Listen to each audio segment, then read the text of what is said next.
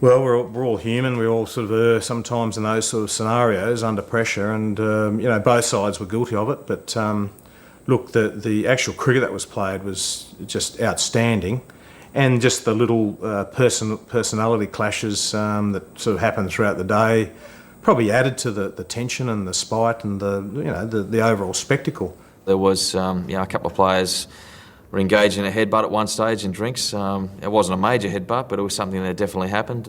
The conditions had taken the toll on the players, not only physically but mentally and emotionally. They were spent, and they were irritable, they were angry, they were sniping at each other, and it needed a lot of control from V. Vikram Raju and Dara Dotawala, the two umpires. They became embroiled in it as well, understandably enough. At one stage, Dotawala, in an extraordinary move, said to Alan Border that the pace of it was too slow. He needed to quicken things along. So I had to go and request him to just speed up things because it's getting dark, and ultimately it's no good for the batsman to bat in a dim light. The inference was that we were slowing down the over 8 on purpose, maybe trying to force the game into the twilight sort of time. Which does happen in India very quickly. The twilight, there's no such thing, it's sunshine, or then it gets very dark quickly.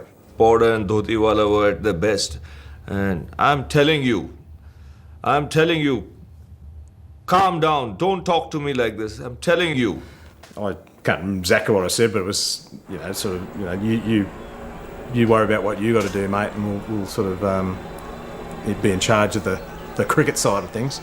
And he got very irate about it, and after a little bit more toing and froing, he said, I will send you off.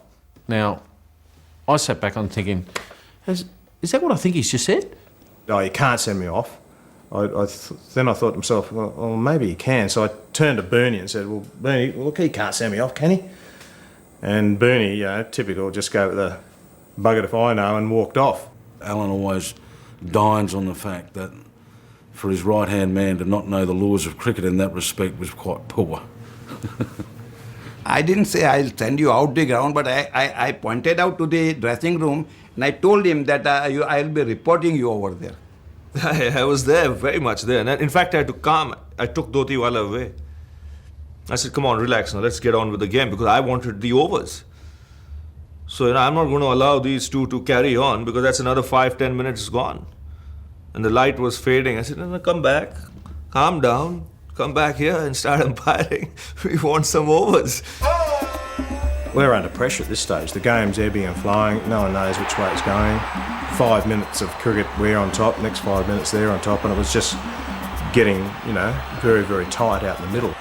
If that game was played today, the referees would have been meeting for a considerable time at the end of the day, and there would have been some very, very substantial penalties handed out. No doubt about that. With Tim Zura having a go, and my particular batsman, and the batsman said to him, look, I'm going to stick this bat where the sun don't shine, and he bent over and said, well, do it. In the middle, and cameras just had it full on.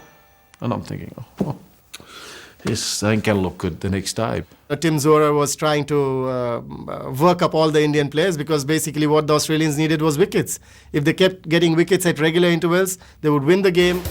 But to get those wickets, Alan Border needed all his bowlers on the ground. I think there was only a few overs to go at that stage, and I asked Lizard, does AB need me out there for the rest of the day?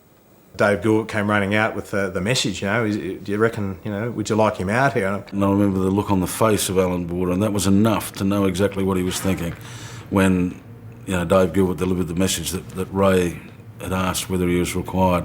I think a few expletives later got the message through that, yes, it'd be great if Ray could, come out there and help us out, because at that point, it was so important that he be there. He gave Lizard the biggest spray of all time to get that weak so-and-so out here. So Lizard said, come in and said, yes, Alan would like you out there, Spotty. So off I went and managed to get a few wickets late in the day, which turned the game around. 4 overs to go, 17 needed. Sharma holed out to McDermott, and it was 7 for 331. Kieran Moray aimed a sweep at Ray Bright. He was adjudged LBW, 8 for 334. There was a partnership going, and we're cruising, and then all of a sudden, 3 wickets went just like this. And then suddenly, from a position where you were going to win the game easily, there was the fear of we could be losing this one. The world's best number 10, Yadav, launched the assault at Matthews. That's a big one. And Ravi was very, very good for them in that situation, keeping things calm, talking to the guy at the other end, getting the crowd going, keeping the pressure on us with the way he played, and just his body language was very, very positive and added to the whole theatre. When Ray Bright commenced the penultimate over of the match, India required 7 runs to win off 12 deliveries with 2 wickets in hand. Moment of suspense here. Shastri looking at him. Don't let me down, Chip. Number 10 batsman Yadav didn't let him down, finding the gap through point and scoring 2 valuable runs.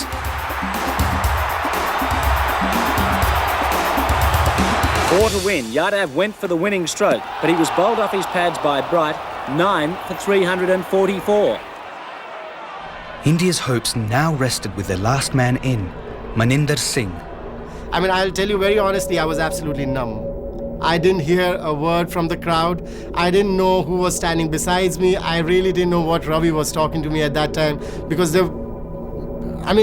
can imagine the pressure. Playing in India, chance of winning a test match, 3 runs to go, last wicket. Maninder Singh played out the remainder of Ray Bright's over. The stage was set. Now it's all up to Shastri. Now it was also all up to Greg Matthews. All credit to the Australians. They haven't let go, they've attacked, they've kept the ball in play, they've kept the ball at the wickets and really challenged India all the way.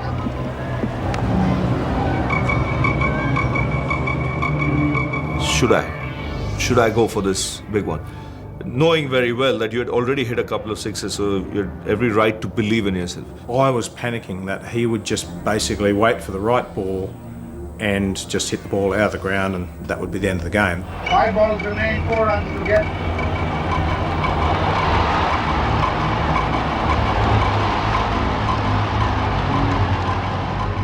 The pressure was immense even on the fielders, and Steve Waugh, of all people, misfielded in the sense he shouldn't have given me 2.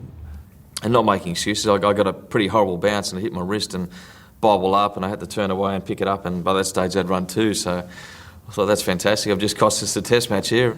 The game was slipping away very quickly, and so then it was just, what's Ravi going to do?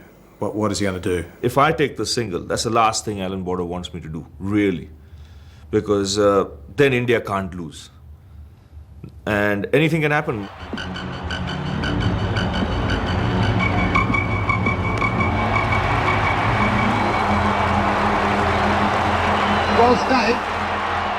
I was very surprised and then relieved that he gave us the opportunity to bowl at Maninder for those last few deliveries. Number 11, so what? You might just swing it one, get a top edge or get a leg by, or the bowler might bowl a no ball and you could win the game. Having come that close, it would have been a tragedy if India had lost the game. And so I think he did the right thing by taking the single, because there were still 2 balls to go. And Maninder was really no mug with the bat. As far as the Australians were concerned, they were positive. I was positive as well. I thought I'll get that single and take India to victory. I was thinking myself, don't hit it to me. Crafty tears from Australian bowlers. Matthews, trusted to the bowling.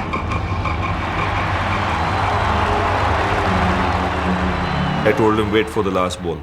See if you can score off the first 2. Last one, just go for it. You have nothing to lose. But before that, there was Uncle Vikram Raju, who was there right out of Texas, shooting his finger up in a hurry.